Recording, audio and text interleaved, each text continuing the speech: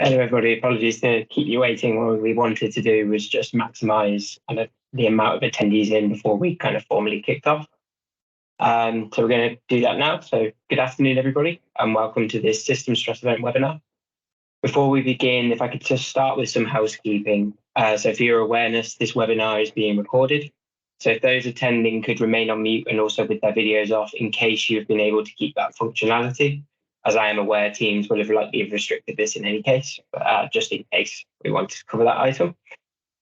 So the goal of this webinar is to further understand what is a system stress event, as well as to provide clarity on what is expected of a capacity provider prior to, during, and following a system stress event, and answer any questions that you may have. If you do have any questions in relation to pre-qualification, auction, or agreement management, we'll be more than happy to take those offline. Joining us today, we have colleagues from ESC and EMRS.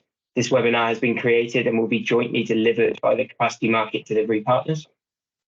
As a reminder, as this webinar is being recorded, we will publish both the video and the slide pack used today on our EMR website.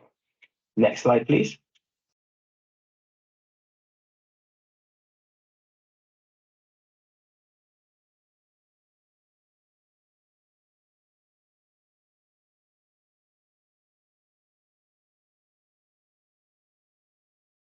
Okay, so in the ESO, not including myself, we have Janet Coley, an EMR senior analyst, Richard Price, a senior analyst in Wokingham. We also have Caroline Wright, who manages the EMR delivery body team responsible for the system stress event. However, she is unable to attend due to severely breaking her ankle. From EMRS, we have Ben Lapbury and Craig Parker and Beedvert from ESC, who will all be presenting later on. Today, we'd like to cover the following agenda items. We will cover a system stress event overview, which will include a timeline and the obligations within that timeline. Richard will cover the differences between a capacity market notice and an electricity market notice. Bede and Ben will then present on a stress event approach and the relevant testing program. Craig will then present on a preparation for a system stress event. As you can see from the agenda, we will be using Slido for you to be able to submit questions throughout the webinar. We have dedicated Q&A sessions organized following each of the presenters' sections, as well as a Q&A session at the end of the webinar. Next slide, please. So these are the presenters talked about previously. So we've got Caroline Wright, myself, Janet, and Richard from the ESO side, Ben and Craig from EMRS, and then Bede from ESC. Next slide, please. The Slido code today is 1582636. The code will be shown at the top right of any subsequent slides. If possible, if you could start your question with a prefix of the relevant entity you are directing your question towards, as this will allow for easier grouping. Thank you very much. Next slide. In terms of the roles and responsibilities throughout the system stress event, the EMR delivery body is responsible for delivering the capacity market in line with the rules and regulations, and then collates the relevant balancing services and relevant interruption data from capacity providers post-stress event. NG-ESO issues capacity market notices, balances the system during the system stress event, and then confirms that a system stress event has occurred. Moving on to EMRS, they support the management of meter changes and tests, as well as maintaining and validating aggregation rules.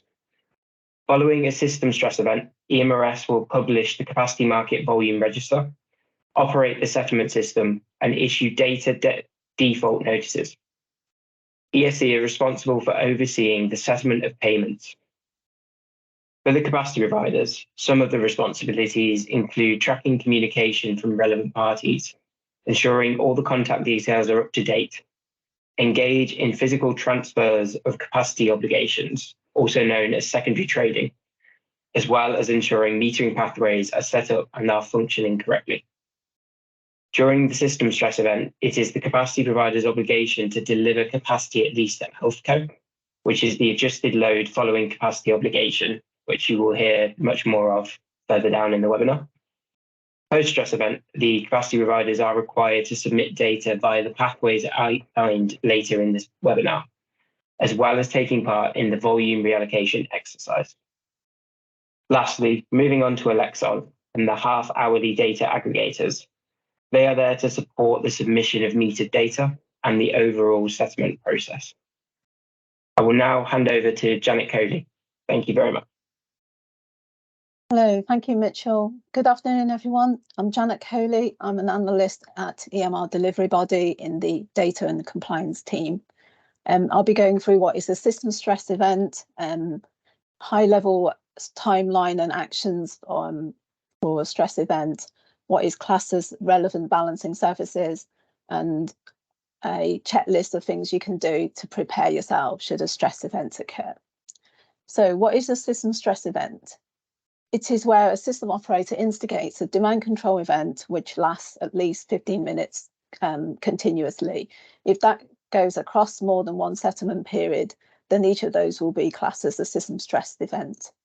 A stress event starts when the system operator instructs a demand reduction and/or an emergency manual disconnection to one or more DNOs, and/or an automatic low-frequency demand disconnection takes place.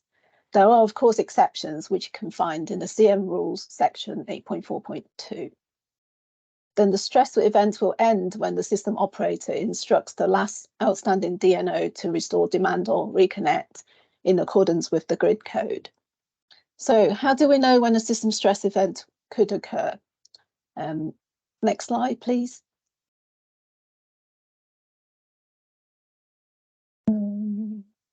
I think the orders got moved around. Can we go to the timeline slide, please?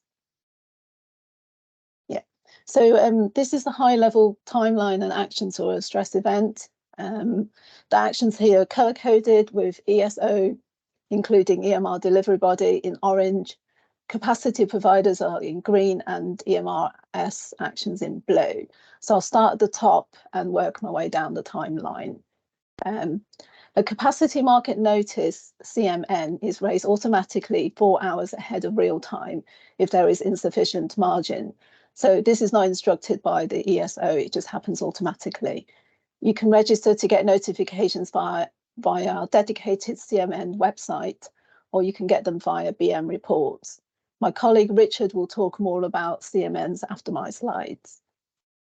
Then in real time, which is denoted here as T, is when ESO instructs a demand reduction and/or an emergency manual disconnection to one or more DNOs. Then within 2 to 5 working days, ESO will determine if a system stress event had occurred.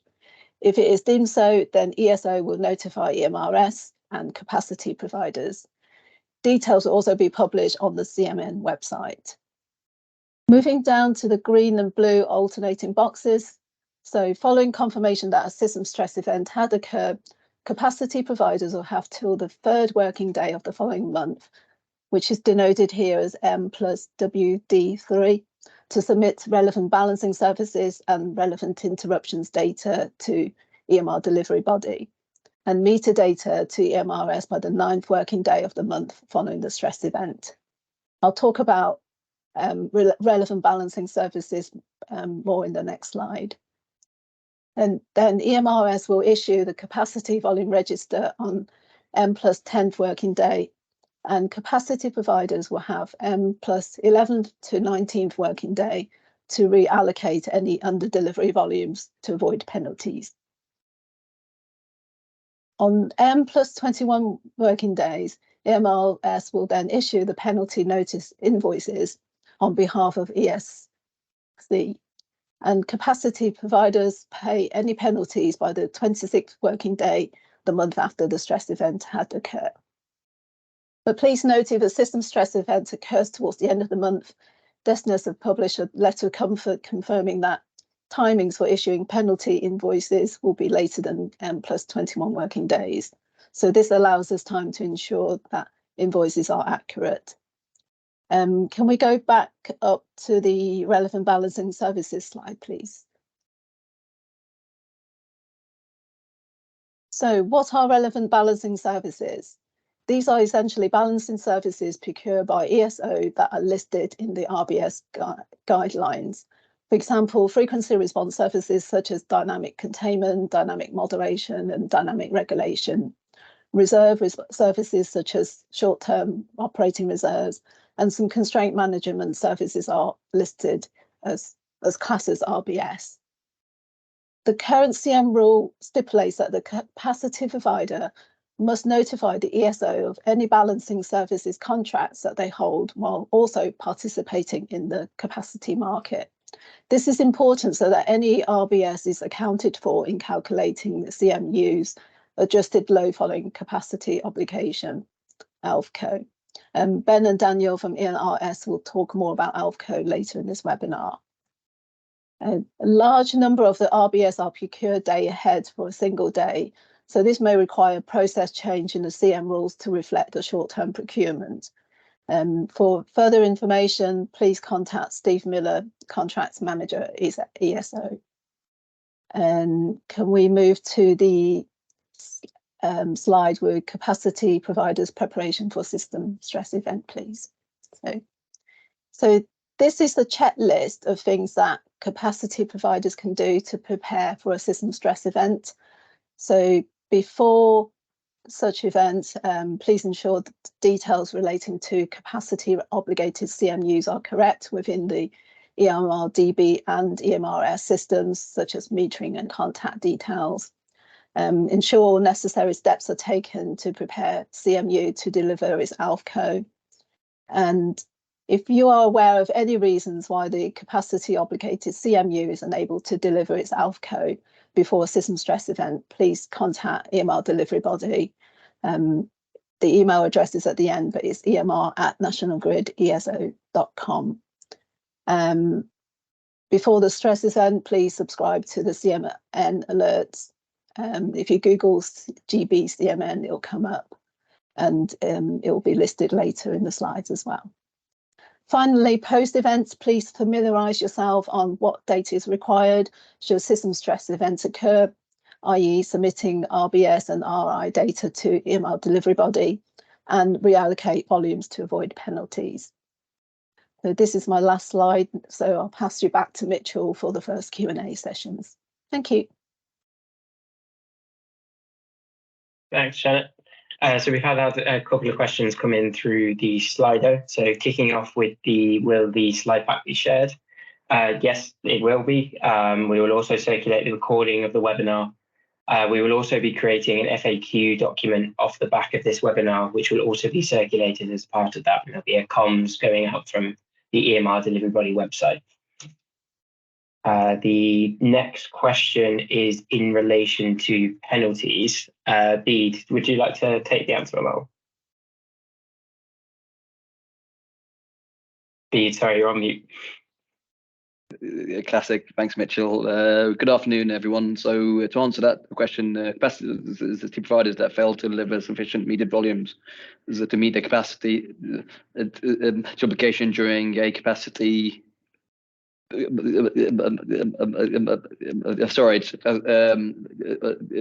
penalty calculation.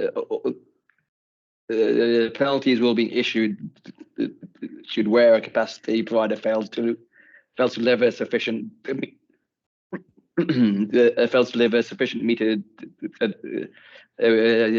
volumes to meet a capacity T obligation during a capacity market stress event, and then also unable to reallocate volumes to another CMU during the volume reallocation window. So if those two things do not take place, a CMU will have to pay a penalty. Thanks, Pete. So the next question is is a Schedule 7A trade or a BOA an RBS? So when the slide pack is shared round, there is a link to the relevant balancing services list. So if I would check against that list, which is a confirmed kind of rule requirement, which we send out, and we have a stress event template, which will include all of those. So when this slide pack is shared, if you could review that list, that'd be very helpful. The next one is, does a DCE have to be preceded by a CMN in order to count as an SSE? I'm going to invite Richard Price to answer that one. Yeah, thanks very much. Afternoon, everybody.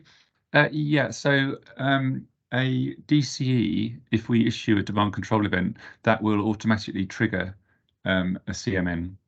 And yes, a CMN has to be issued before it will count as an SSE period. So yes to both of those questions. Thanks, Richard.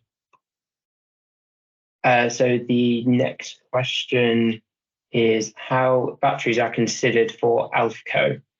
What is the minimum amount of delivery period one should prepare for as battery storage? Is it 15 minutes? And if anyone from EMRS can answer that one, or you can always take that one away. I think in Mitchell, specific technology types, that's one we'll just take away. There is subtle variation, so yeah, if we can take that one away, that'll be fantastic. We'll get that answered on the questions. Thanks, Ben. Perfect. I think if we continue with the webinar, so I believe it's Richard Price presenting next. Yeah, thanks very much, Mitchell. So yeah, good afternoon, everybody. This is our annual opportunity to refresh your memories about what CMN and EMN warnings are. I think we, in the past, there has been a little bit of confusion about the different system warnings that we issue as a system operator and the different lead times and what they signify and how they're calculated. So it's always a good opportunity just to sort of go over that and remind you how they're generated and what they mean. So I'm just going to give a quick summary of what a CMN is and what an EMN is, and the difference between them and the different timescales and that sort of thing. So a capacity market notice, as Janet's already mentioned, is something that's automatically triggered by our systems. This has been in force, the systems that generate CMNs ever since October 2016. So it's been going for 7 years now. And yeah, it's normally generated 4 hours ahead of real time. And it's really a sort of early warning signal. So it's just trying to alert capacity providers that there's a risk that margins are tight and that so demand might exceed generation. Obviously, demand exceeding generation, which implies having to disconnect or reduce demand, is a very extremely rare event. So the risk of that actually happening is very small, but this is just a sort of early warning that there's a small possibility of that happening, or there's a heightened risk. So you'll see in the subsequent slides that the actual threshold still allows for quite a comfortable margin before that would actually happen. As has already been mentioned as well, the CMNs themselves are published on a separate website, which, as Janet said, you can Google GBCMN and it'll pop up with the link to that website, and you can see the link there on the slide. And since last year, I think they're also published on BMRS as well, because people wanted to see all the warnings on a single website. So they're now published in both places. The important thing to note about CMN is it's not a dispatch tool. So it's not like an EMN, which is issued by the control room. It's something that's issued automatically by our systems. So there's no operator intervention whatsoever. It's purely calculated based on submitted market data, like PNs and MELs and that sort of thing, and dynamic parameters. And it takes into account, obviously, our demand forecasts and our reserve margin. But it's not something that the control room directly get involved with. So that's an important distinction to be aware of. But yeah, it's just intended to be an early notification that capacity providers should be prepared to meet their ALFCO, and there's a slightly higher risk of a system stress event than under normal circumstances. I think probably in the past 7 years we've issued, don't know the exact number, probably 15 or 20 CMNs, but we've never had a system stress event, so we've never got to the point where we've got to demand control or anything like that. So it's very much just the possibility of a heightened risk. Okay, next slide, please. So how does it get triggered? the first situation would be if we instigated a demand control event without a CMN already being enforced. So obviously that's an even less likely event if we suddenly needed to go into demand control without any warning and without any sort of advance notice that the margins were tight or anything. So that would be an even rarer event than a normal situation where we notified of the CMN and then worked our way towards real time. So that's an extremely unlikely situation. But as soon as we issued a manual demand control event, that would automatically trigger a CMN straight away. The other situation is if an EMN or an inadequate system margin is forecasted, then that is the most likely situation that would trigger it. And what we mean by that is that when we say inadequate system margin, for the purposes of triggering a CMN, we have a threshold of 500 megawatts above our total requirement, and that's just a threshold that's been defined in the capacity market rules ever since it went live. So that threshold hasn't changed for the past 7 years. So that's a pretty comfortable margin. So over and above our total requirement, which is demand plus operating margin or reserve, that's another 500 on top of that. So that's plus 500. So as you can see, that is reasonably comfortable for the sort of warnings that I'm coming on to that the control room issue, like electricity margin notices. It's normally a negative threshold, so we've already started to erode some of our reserve. So this is well above our total requirement. So it's not an immediate cause for concern. It's just to give you early warning. When the total generation drops below that threshold, you can see on the graphic, which is the total, the blue plus the purple plus the green. So our total requirement plus 500. If the available generation drops below that at the 4-hour ahead stage, then that will automatically trigger the CMN. And the information that will be published on the CMN website, you can see on the bottom of that slide, it'll tell you the time and date that it was triggered, and it'll tell you the total requirement, which is it's getting bad. I think it's 46286, is it? The top number anyway. And the lower number is the total generation. So that's the 48178. So you can see that that's below the 500 megawatt threshold. So that gives you the information about how far below the threshold we are. So how tight things are looking at this particular stage at 4 hours ahead.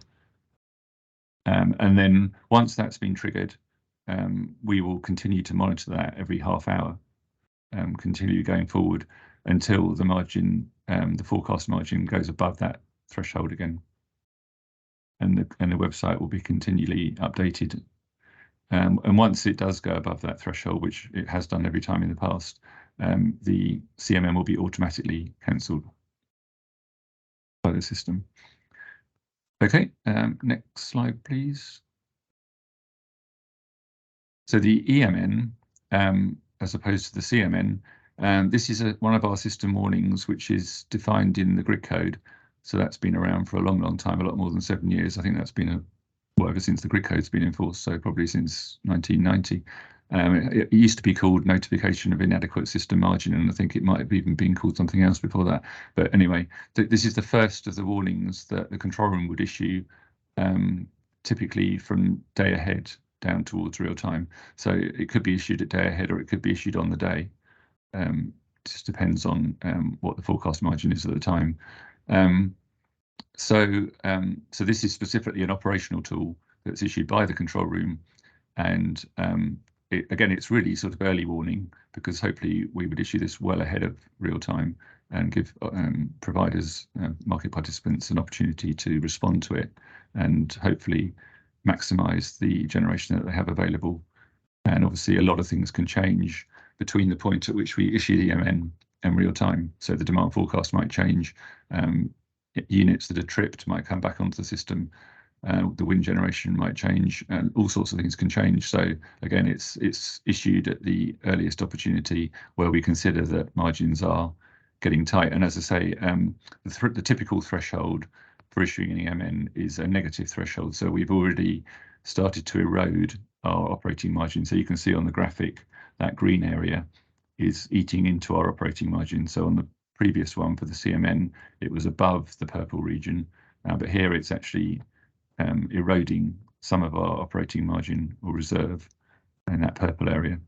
But again, this is it's important to realise this is a manual warning, so it's not automatically issued by our systems. So the control room are monitoring that margin constantly, and they're obviously taking into account all sorts of different factors and their engineering judgment and the very latest information. So it's not just a calculation that's run every half hour like the CMN calculation, it's an ongoing assessment. And so they have some control over when that's sent out, and it's not a precise science. So they won't say exactly, as soon as the margin's eroded by 500 or whatever, we're instantly going to issue a margin. They'll take all sorts of factors into account, like extra information they may have about plant returns or weather changes in the weather or the wind or the demand forecast or whatever. So that's very much a manual notification as opposed to the CMN. Okay, hope that's clear. Next slide, please. So just a quick comparison between the two warnings. So as I say, the CMN is automatic, the EMN is manual. The key thing about the thresholds is that the CMN is 500 above our total requirement. Typically, an EMN is roughly 500 to 800 below our total requirement. Constraints and the impact of constraints on sterilized generation, that sort of thing, are not taken account of in the CMN. So it just uses the raw market data that's submitted, so the raw PMs and MELs and dynamics. But within the EMN assessment that the control room are doing manually, they will take account of constraints and how they affect generation. The lead time for CMNs is always at the 4-hour ahead point. It's a sort of rolling 4-hour ahead lead time. Whereas, as I said, the trigger point for an EMN is flexible. It's just whenever the control room think that reserve has been eroded sufficiently. So it could be any time, normally from day ahead onwards. So what we're expecting if we issue a CMN is that, as part of the capacity market rules, is that the agreement holders are put on notice that there's just a slightly higher risk of a system stress event. But as I was outlining before, it's probably an extremely low risk. But nevertheless, it's still important to issue that warning, because if we do get a system stress event, there has to have been a CMN issued for it to count as a system stress event. So that warning has to have been issued. The expected response from the EMN is obviously, because it's an operational warning that the control room has deliberately issued, is that they expect, as per the grid code, they expect all generators to maximise their availability and make as much generation available as possible for the specific time that we're looking at. So obviously the CMN is specifically looking at 4 hours ahead. The EMN will say on it exactly what time frame it applies to. So it could be 4 o'clock in the afternoon to 8 o'clock in the evening. It'll be exactly specific about the time period where there's a shortage forecast. Yeah, the capacity, as I say, the capacity market is published on the CMN dedicated website, and it is also now published on BM Reports, and the EMN is published on BM Reports, and I think the EMN is also sent directly to parties as well. And the focus of the two warnings is slightly different. The CMN is specifically for CMN, for capacity market agreement holders, and the EMN is for all generators and demand side, all parties subject to the grid code. And they're completely separate warnings. They're not sequential. They're not mutually dependent. They don't depend on each other. They are completely distinct. Okay, next slide, please. Yeah, so this is just this is actually something that we've also published on our website to help people sort of understand the difference between the warnings. So this shows the lead times from day ahead onwards, and on that's the sort of x-axis, and the y-axis is the forecast margin. So either 0 or above 0 is a comfortable positive surplus, and negative is a sort of eroding our surplus. So this is just like a typical scenario. So starting on the left, we've tried to make it, I think we started off trying to make it a sort of traffic light. So green, yellow, red. So green is a healthy situation, nothing to worry about. Yellow is we've gone below the 500 threshold, so it's a sort of amber sort of area, so slightly higher risk.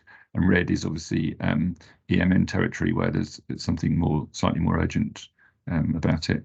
So if we start off in the green area at the top on the left, everything's fine. Then we reach a point where the surplus has dropped into the amber, into the yellow area, below 500, plus 500, probably because we've had some plant losses or the demand forecast has gone up or something like that. At that point, we're in the yellow area, but because we're well ahead of 4 hours ahead, obviously a CMM wouldn't be issued. So no warnings are issued at that point. Then if we carry on along that, let's supposing we have even more plant losses, so it goes below 0 to that second box. So reduced generation, but the operating margin's not eroded by more than 500. So we still don't issue an EMN.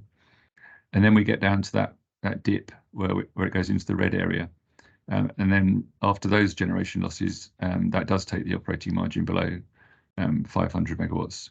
And the control room then, let's say, decide they will issue an EMN manually. So then that's in the red area. Then let's say things improve a bit. So maybe some of the generation comes back, or we get increased wind, or the demand forecast drops or something like that. So things improve and the EMN is cancelled by the control room. That's at the day ahead stage still.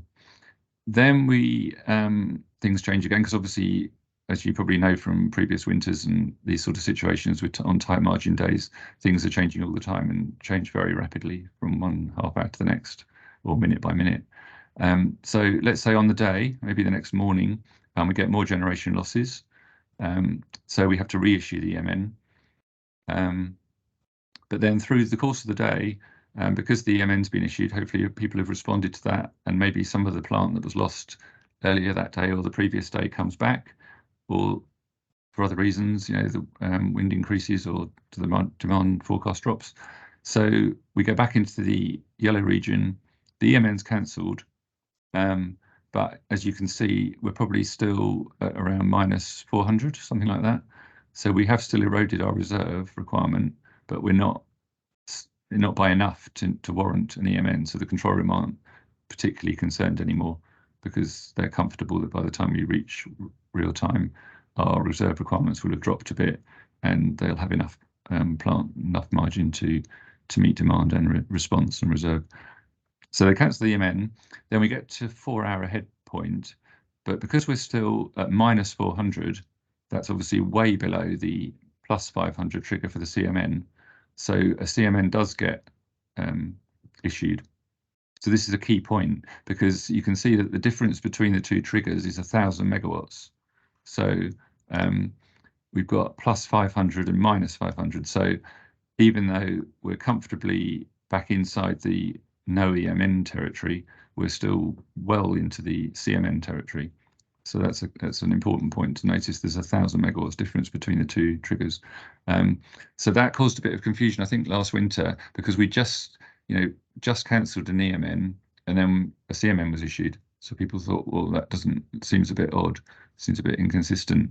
So hopefully this presentation sort of clarifies to you the difference between the two warnings and why it's potentially possible that we could cancel an EMN and then, almost straight away, a CMN might be issued. So just to finish that off, obviously, hopefully things improve, the generation available increases, and eventually we come out of that yellow region into the green region, maybe 2 hours ahead or 1 hour ahead of real time, and then the CMN is automatically cancelled. Okay, next slide, please. That's it. So does anyone have any questions? I think Richard, just kicking one off, and we're just going to cover the EMN, CMN questions here. I think you've covered this one in your slides, but just to kind of close it out to make sure kind of we've answered all the questions. Would a CMN triggered by a DCE still be subject to the 4-hour gap to the first SSE?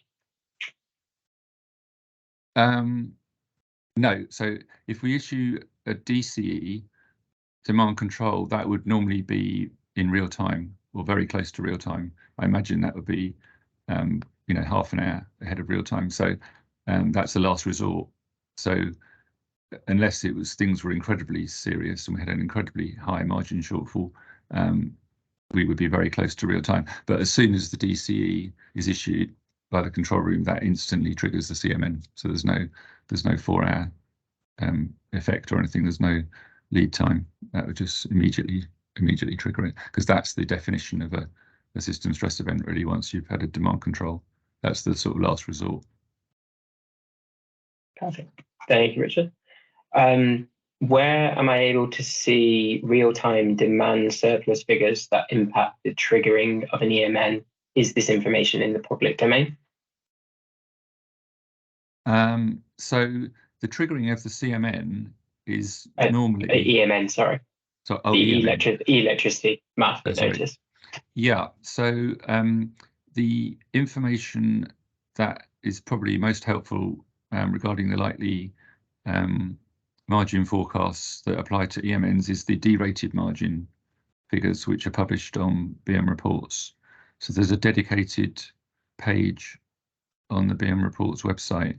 We can probably make that link available if you want, but it's called LOLP and DRM, loss of low probability and derated margins.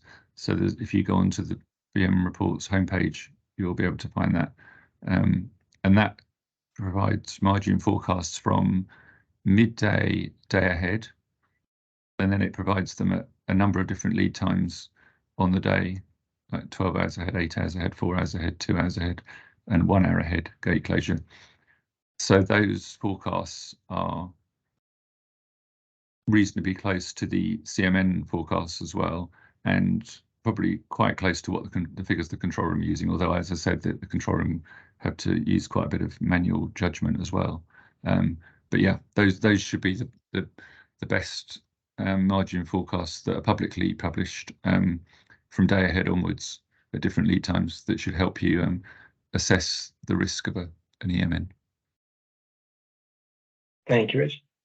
Moving on to one which I think you probably have to take away to discuss kind of wider with the team. Do you know if there will be a machine readable format, e.g. kind of an API of the capacity market notices in the future, instead of requiring an individual to manually read from an email or web page? I think that was something that was sort of mooted a while ago, and one or two people did ask about that. I think we looked into it and we thought that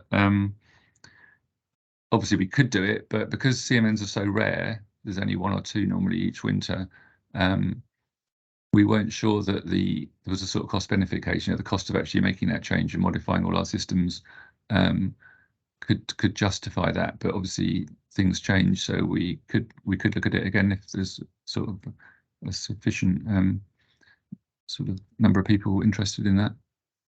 But we haven't got any plans for it at the moment. That's the sort of current position.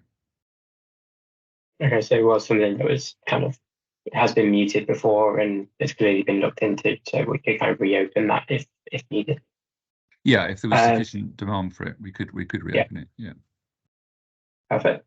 There's a just recent question. So apologies for not being up to speed. If CMNs are all issued automatically on DCE, why wasn't one issued on the 9th of August in 2019? Is this a new rule that has been included as part? That's a good question. I may have to take that away. There are exceptions.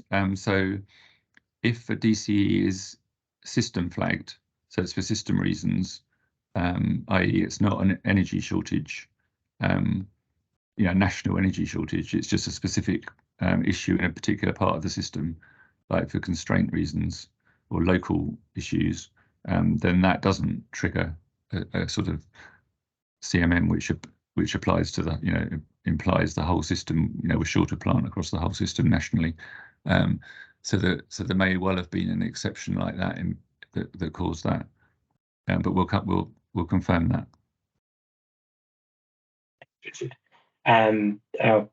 Again, this one might be one you take away, and I think it's BMRS as opposed to BMRA. But are BMRS MEL delays impacting the triggering of a CMN? That's a good question. I think the delays that you're referring to are fairly recent. So I don't think they were happening as much last winter. So at the moment, I don't think margins have been tight enough to make a CMN triggering be sort of likely. Potentially, because our system that triggers this CMNs called MODIS gets its data from our BM system, which is where the MELs first come into. Potentially, if the BM system is struggling to process all the MELs because of this huge volumes coming in, then potentially that could also impact our MODIS system.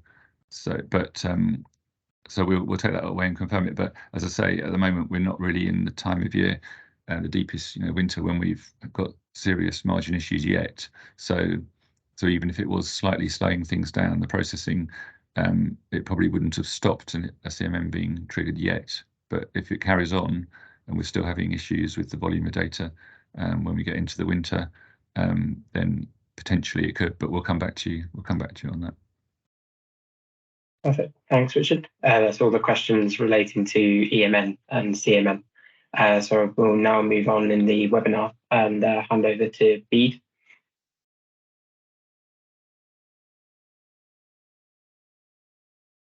Thanks, Mitchell, and thanks, Richard. So I'm Bede. Good afternoon. I'm Bede Burke, Lead Scheme Operations Manager at the ESC. I'm going to be running through the stress events approach and our testing program for the next delivery year. And it's important to start off with saying that the work we're doing for stress event and wide activity has been focused on data, and the aim is to de-risk assessment and improve processes and deliver operational benefit. So start off with, I'm just going to go over what we introduced last year, and last year it was a change to our stress event approach. This year, just a reminder to capacity providers of this approach. We will be using the existing settlement data that capacity providers submit to aid the settlement of a potential stress event and reduce how much has to be submitted at a point of stress event. And this is shown by the three triangles on the left, which encompass and make up settlement body data. There are exceptions to when capacity providers have where capacity providers have to send data, and this should be for RBS, so relevant balancing services, or for interruptible data, and this would need to be sent to the EMR delivery body.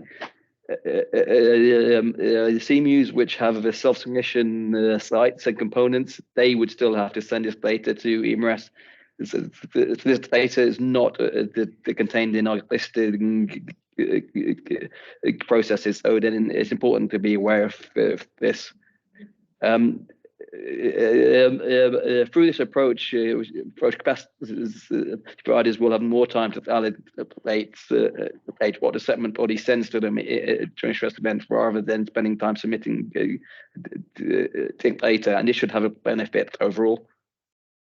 The key point is here, though, the settlement body data needs to be as accurate as possible, and we stress 100% data setup and accuracy. and any CMU setup errors errors will mean penalties, and there are no reconciliations following the once the stress event calculations are run. This is just an overview of the stress event testing program. We linked to our data focus, and then a quick agenda of what we're going to discuss today. First of all, I'll be touching upon data quality, and it will be focus on the initiatives which we deployed a few years ago, how they're progressing, and the status at the start of this new delivery year. After that, I'll be touching upon process improvements which we have developed.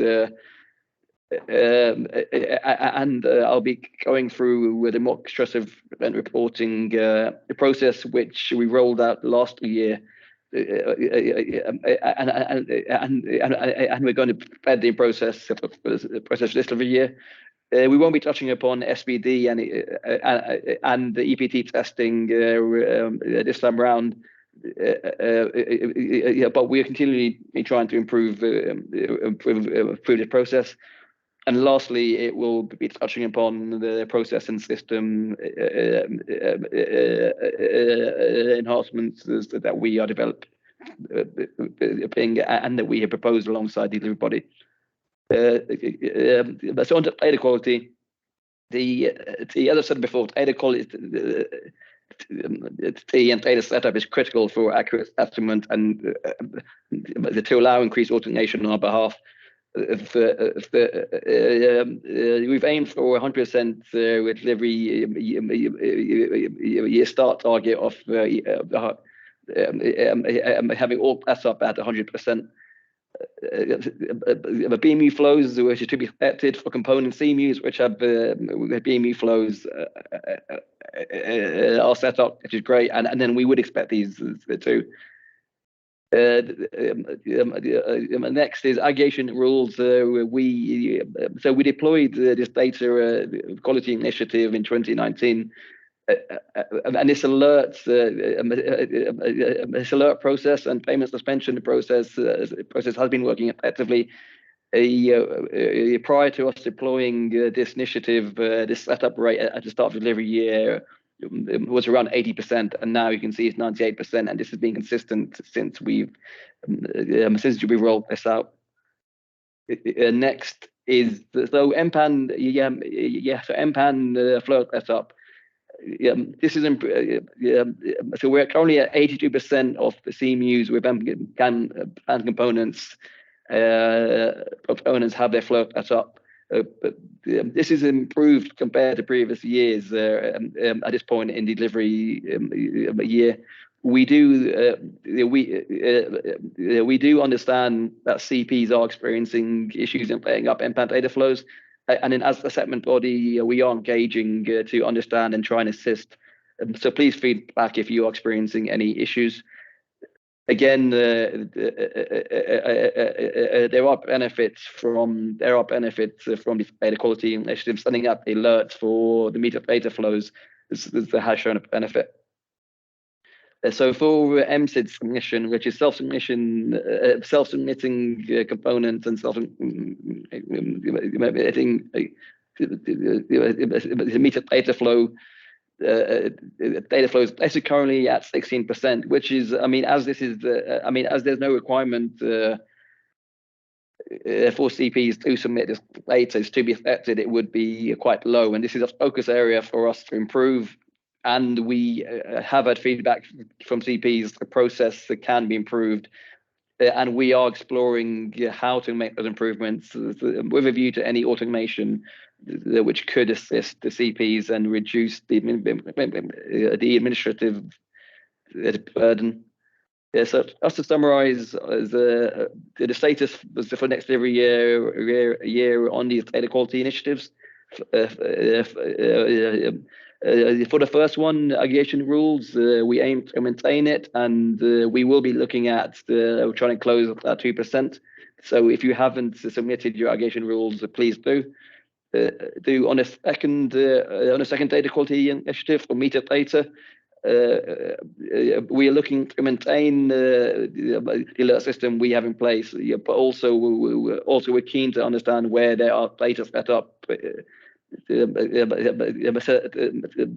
issues, and if there's anything as a segment body we can do to assist scheme participants, we'll be driving that forward. And so if you do have if you experience any issues, please contact EMRS or ESC. So onto key process improvement will be progressing this year. So we've replicated the calculations which are produced during a mock stress event, and we plan to issue out reports to capacity providers in this delivery year. We actually rolled out this process in June of the last delivery year where we carried out this mock stress event reporting exercise, and then we issued out email alerts to capacity providers, and then we also held a webinar to explain a new process with stakeholder engagement and a question and answer session. There'll be a link on these slides to a recording, which gives a useful overview of this new process. So when we do actually send out the reports this year, I recommend you check out that recording. So for this year, we plan to send out reports to capacity providers in mid-November. No prior action is actually required. We're utilizing existing data to support this reporting output. And just to give an overview, if you look at the second box, it gives a good summary of what we'll be sending out. We'll be choosing a segment period and a segment day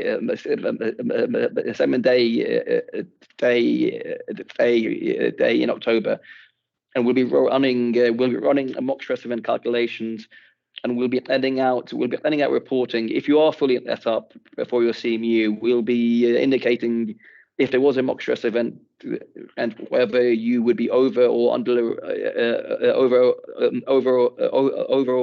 delivering, and this would also be accompanied with backing data to validate your position. If you are not set up correctly, we would be sending you a breakdown of why you aren't set up correctly, and this can also be used as a data quality position to try if you just set this up. So we'll plan to send this out in November, and then we'll also plan to send it out to start off the next calendar year.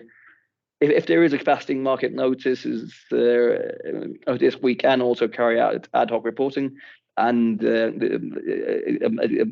can be provided to capacity providers. It's important to note that when we do send out these reports, the capacity providers will have 2 weeks to send in any queries to the EMRS service desk. A reason behind this is that we have to use a server to run these calculations, and then we can't keep that server. We can't keep a server online for this process for unlimited time. And it's key to stress the aim of all of this is to enhance knowledge and awareness of stress event calculations and to flag any data inconsistencies to assist you.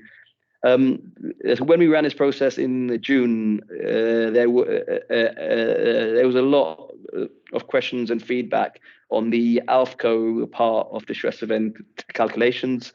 So my colleague, colleague Ben Lafberry, Ibrahim Rest, will be running through a description of this data item and how it interacts with the calculations. Ben? Right, thanks, Bede. Yeah, following on from what Bede's mentioned regarding the mock stress event reporting that we sent out in June, and then also due to send out in mid-November, and linking back to the previous session that we had around stress events due prior to last year's delivery year, we had a number of questions regarding ALFCO. And what we're trying to do here is just one slide where we're going to talk through what is ALFCO at a very high level, and then point you in the direction where you can get further understanding from, and how you can use your mock stress event reporting as a validation tool to see what ALFCO is all about. So ALFCO, adjusted load following capacity obligation. So during a system stress event, a capacity provider must deliver the adjusted load following capacity obligation, ALFCO, for its CMU. How this is calculated is all set out in section 8.5.2 of the CM rules that I know we all love. But what we've tried to do here is do a very, very high level view of it. But if you go to guidance 18, which is capacity market stress event guidance on the MRS website, specifically section 4, there's 12 slides that break the ALFCO calculation down into its component parts, and also provide worked examples as to how per tech type you can work through and work out what your ALFCO is. So as I say, ALFCO is adjusted load following capacity obligation. So that's what you've got to deliver during the stress event. It's calculated after the stress event has occurred, because you can see there it's essentially your load following capacity obligation minus any capacity committed to balancing services. So I know we talked about RBS in some previous slides. So it's your load following capacity obligation minus that gives you your ALFCO. So obviously we don't know that until the stress event has occurred, hence why you can't follow it in real time. You've got to wait for the washout and that to be produced and published on the CVR. As I say, it's the load following capacity obligation minus any RBS that's been committed. What I've tried to do here is when you receive your mock stress event reporting, and we'll go on to, we've tried to mirror how that CVR looks and feels, and that's what we send out to you when we run these mock stress event reports. We've set it up so you can actually validate your ALFCO by using some of the data items that are in there. So if you wanted to validate your ALFCO, because we don't in that reporting, because it's not a full stress event, it is a mock stress event reporting, we don't include relevant balancing services. So it is the calculation to validate that would be your LFCO, which is listed. That equals your auction acquired capacity obligation, plus any physical traded capacity obligations that you've done, minus any suspensions, times the LFCO multiplier, and then divided by 2 to get it down to that settlement period level. I appreciate that's, ALFCO at a very high level. As I said, if you go into guidance 18, capacity market stress event, there is 12 slides that break this down to its actual component parts. And as a result of some feedback from the previous session, we have put some worked examples in there. And then also, as Bede mentioned, following on from the mock stress event reporting, I know a number of you did get in touch with the IMRES service desk, and we did do some exercises where we went through and validated some of your output to make sure that you had that understanding of what your ALFCO was, whether you were under or over delivering against that, and then also how you could calculate it using the data items that were received on that reporting. So yeah, like you say, you've got a 2-week window after we send that reporting out in mid-November where you can interact with us, and we can provide that extra insight if you need. Okay. Great, thank you, Ben. No problem. So on to the third part of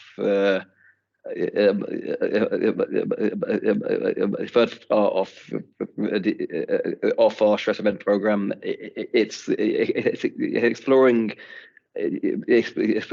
how to improve processes and systems to reduce attachment and stress event risk. We've been working with the delivery body we're working with the delivery body to recommend the transfer of roles and responsibilities of the metering aggregation, the metering assessment, metering test, and DSR component reallocation processes is from delivery body to the segment body. So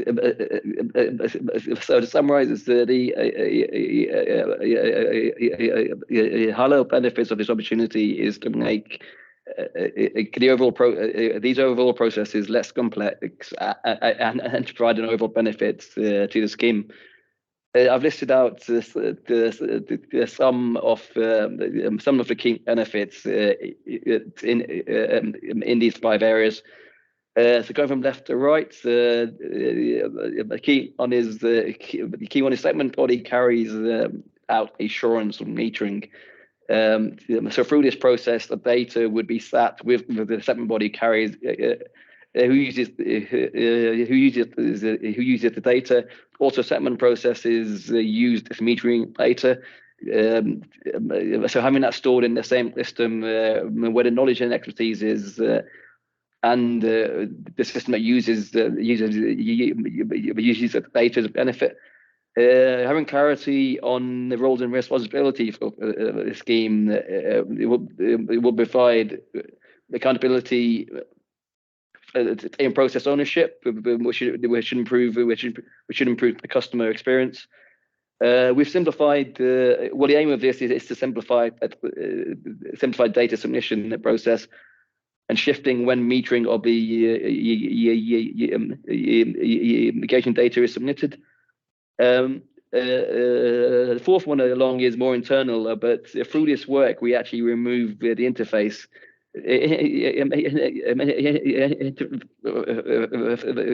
Interface from metering required assessment, and this will reduce the operational cost and removal of any manual workarounds or corrections to fix interface issues. And then on the last one,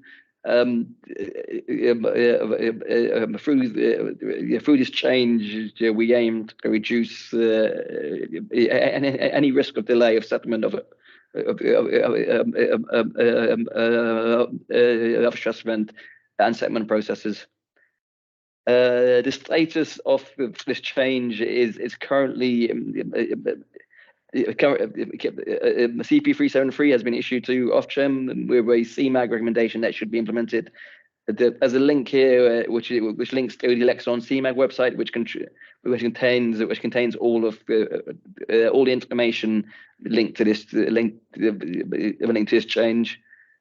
And then lastly, I mean, engagement is critical. So we welcome any feedback on this process enhancement and any further areas that you think we should prioritize for improvement. Thank you for your time this afternoon. I'll be passing you over to Craig Parker from EMRS to run through the preparation steps required for a stress event.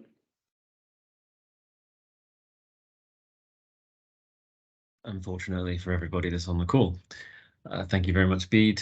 Yeah, so my section, or EMRS's section, I shouldn't really own it, should I? Preparation for a system stress event from EMRS's perspective. Just thanks to everyone at the moment for sticking around. I can appreciate it's been a long one.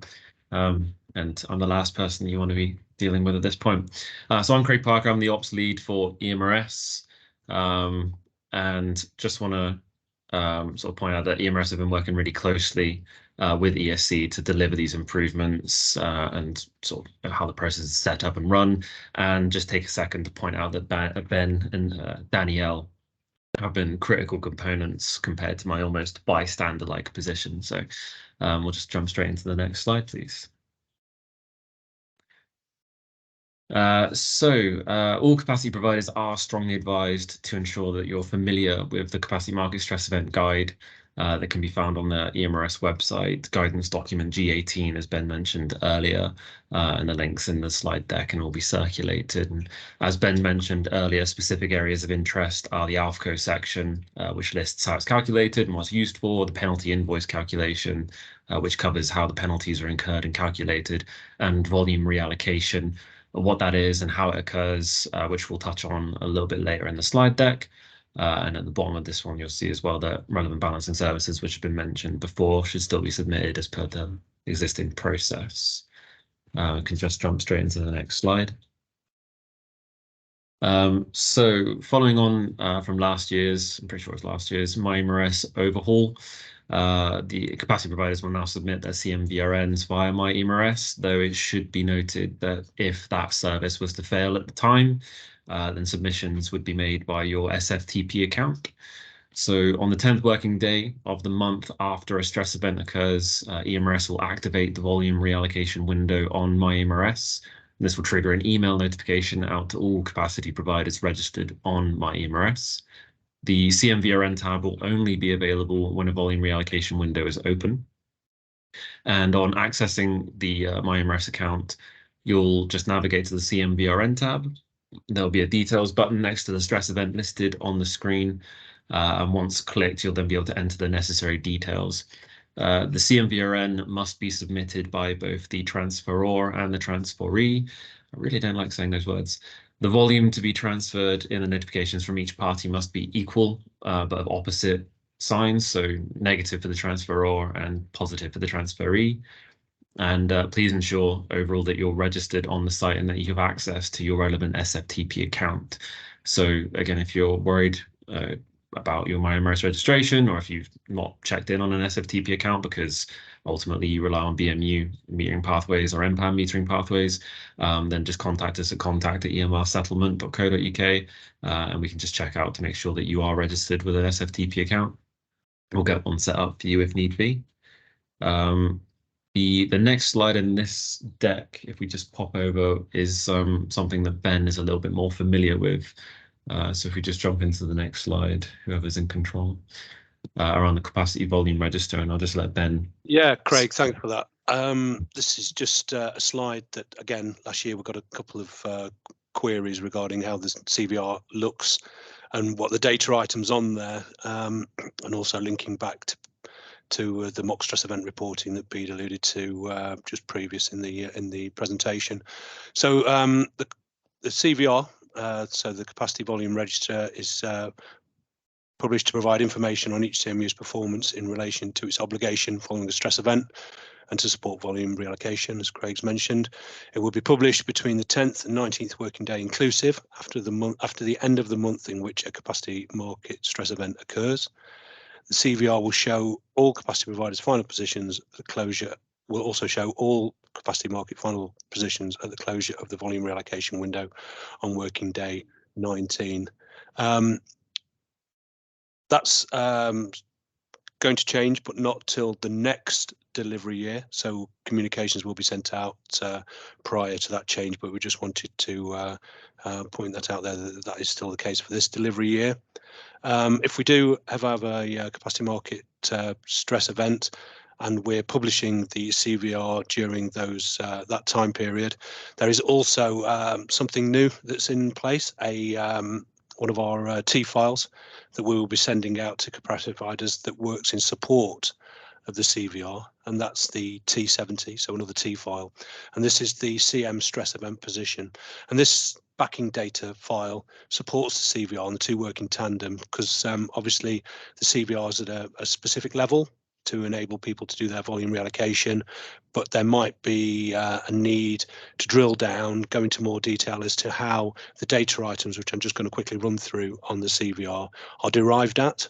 And what the T70 does, it breaks down each one of those data items as to how they're calculated. So if you ever want to do any offline validation of the CVR and how we've come to those numbers, that capability, if we do ever have a system stress event, is now available, and that will be provided in the T70, which is going to be sent out if we do ever have a system stress event in tandem with this. Further information on that T70 can be found on the change page on the EMRS website, and that was a change that we put back in the summer when we looked at our whole suite of backing data changes. So yeah, the CVR, I'm sure you're all familiar with it going across. It's got your settlement date, settlement period that the stress event refers to. It's got your CMU ID. Then it's got your ACO, so your auction acquired capacity obligation, your PTCO, so your physical traded capacity obligation, any suspensions, and then it's got your reserve for response, involuntary load reduction, as we mentioned before in my previous slide, your LCFO multiplier, your LFCO, your E, which is your output, which your ALFCO, your indication of over delivery, your indication of under delivery, your aggregated trade capacity market volume, and your adjusted output. So it's got the whole all those data items that are spelt out there, and this is also how we're going to make the how we're going to make is how the output from the mock stress event reporting looks as well. Okay, thanks, Craig. Right, thank you, Ben. Yeah, no, so that's the tab, the slide for that section. I'll go straight into the volume reallocation window. You beat me to it. So capacity providers are able to reallocate volumes for any settlement period that forms part of a capacity market stress event from an over-delivering CMU to an under-delivering CMU. By reallocating volumes, capacity providers are able to reduce the amount of penalty charges that they owe. Volume reallocation, as mentioned before, can be done ex post between a capacity provider and another capacity market volume reallocation registered participant. It's a mouthful. So all capacity providers are automatically included in the volume reallocation process and do not need to register. Any CMU that participated in the auction for the relevant delivery year but does not hold a capacity agreement for the relevant delivery year is able to register to participate in volume reallocation, providing registration has been done prior to the stress event. Volume reallocation involves one CMVR registered participant submitting a file for the CMU which is trading away excess volume, as said before, the transferor, and the owner of the CMU receiving the volume, the transferee, submitting an equal but opposite file, positive, negative, etc. So these files are known as capacity market volume reallocation notifications, or CMVRNs. EMRS validates these files, matches them to their counterparts, and notifies the CMVR registered participants involved if they have been accepted or not. The volume reallocation window runs from 8:30 a.m. on the 11th working day in the month following in which the capacity market stress event took place until 4:30 on the 19th working day. On working day 10, EMRS will publish the capacity volume register by 5 p.m. And on each settlement day between working day 11 and working day 19, EMRS will publish an updated CVR by no later than 5 p.m. The CVR shows the total obligation of each CMU for each settlement period during the capacity market stress event, including any reallocated volumes. And if at the end of the volume reallocation period on the 20th, a CMU has still under-delivered on its obligation, then it will incur penalties calculated monthly. Any CMUs that have delivered above their obligation may potentially receive over-delivery payments, which is calculated annually based on the total amount of penalties paid. And these payments are explained in EMRS guidance document G17 on our website. Yeah, that pretty much covers EMRS's sort of contribution to this presentation, and I will move on to the next slide, which I guess is Q&A using the Slido, and for people greater than me to answer the questions. There is. We have to know, Craig, there's only one for EMRS so far, so thank you for presenting as is Bede and Ben. So the question is, what should we state if we need to notify EMRS if we know the CMU will not be able to deliver before the SSE? direct that to Ben or Craig. Yeah, no, Happy to that's fine. Thanks, Mitchell. So if you can't deliver, you've got to let us know.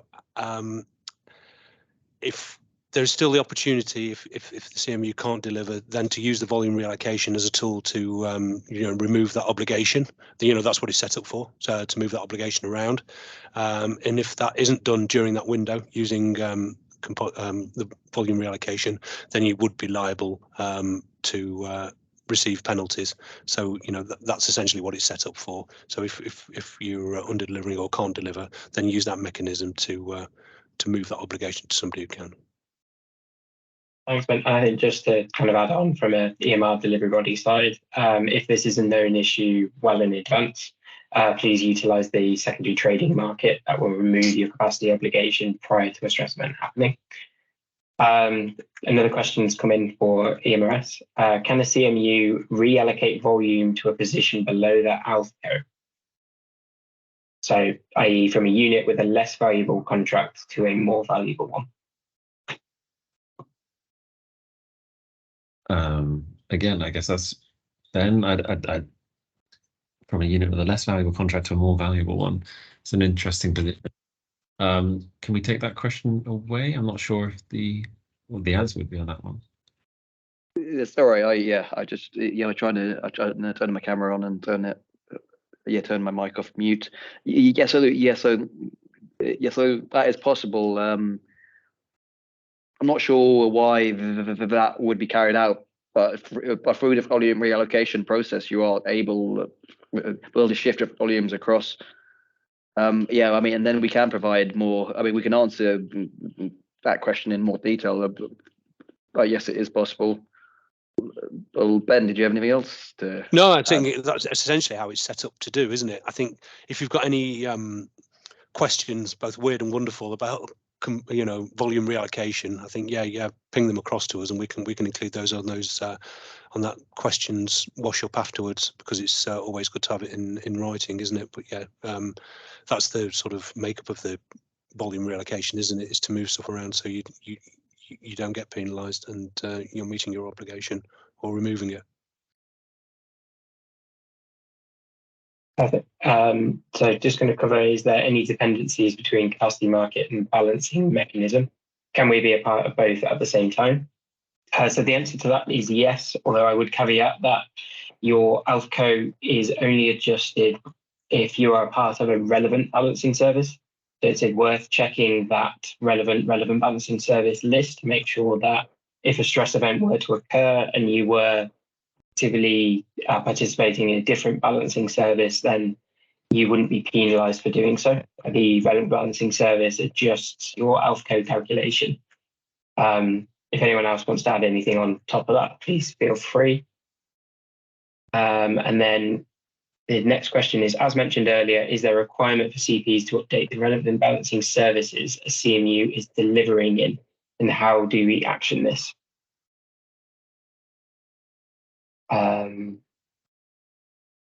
So this is only if a CMU was providing a relevant balancing service or interruption during the capacity market stress event.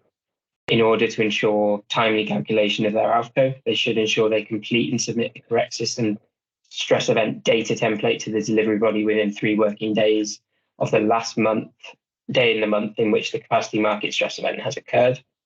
So the template will be available on the next slide. There is a link there. But if you could kind of fill out a relevant template on the website, and the info for this is also in G18 section 6.2.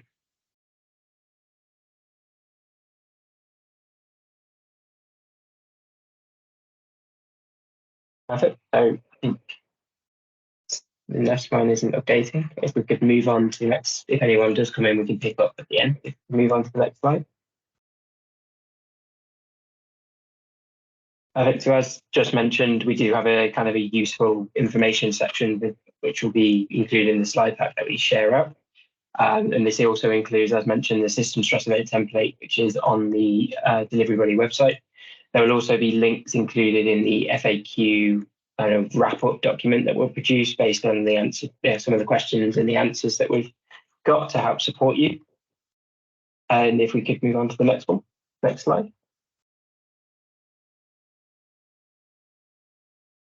I think so. We've come to the end of kind of the presentation style. We'll obviously deal with any kind of questions that come through Slido as they are coming through. Please feel free though to contact any of the teams that have been involved today. All of their details will be kind of shared within the slide pack. I'm sure you're already engaging with kind of different parties in any case through kind of different areas.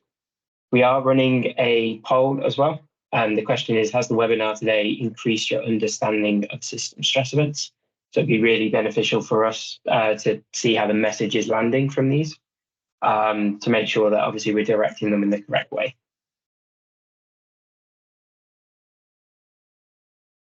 And if we can move to the next slide. This is just the wrap-up Q&A. Perfect. Before I kind of move on to the questions that we've had in, I know Richard has had an update on in regards to the question regarding the 9th of August 2019. If Richard, I'd invite you to answer on those. Yeah, thanks very much. Yeah, I just checked the detailed technical report that we issued following the 9th of August 2019 incident. And yeah, because of the sequence of generation losses, that triggered automatic load disconnection, and that is system flagged. So we didn't issue a manual demand control event.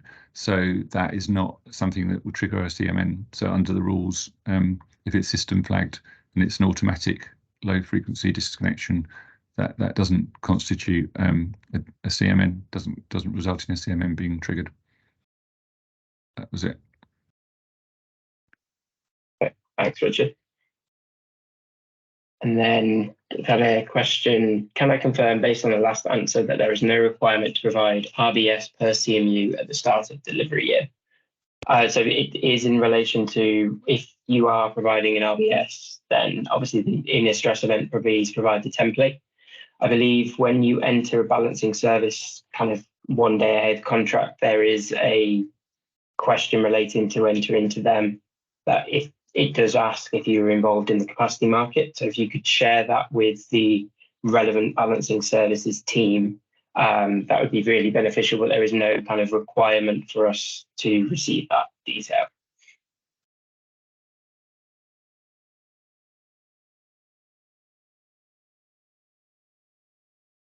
Okay, and it looks like the questions kind of started to slow down. Just as a reminder, we have opened the poll. If you could respond to that, as it will really help us kind of drive these forward and make sure they're more effective going on kind of annually based, or if there's kind of a need kind of pre and post winter for these, as well as the information contained within, that would be really helpful. But thank you for your time today. Hopefully it's been useful, and close off now.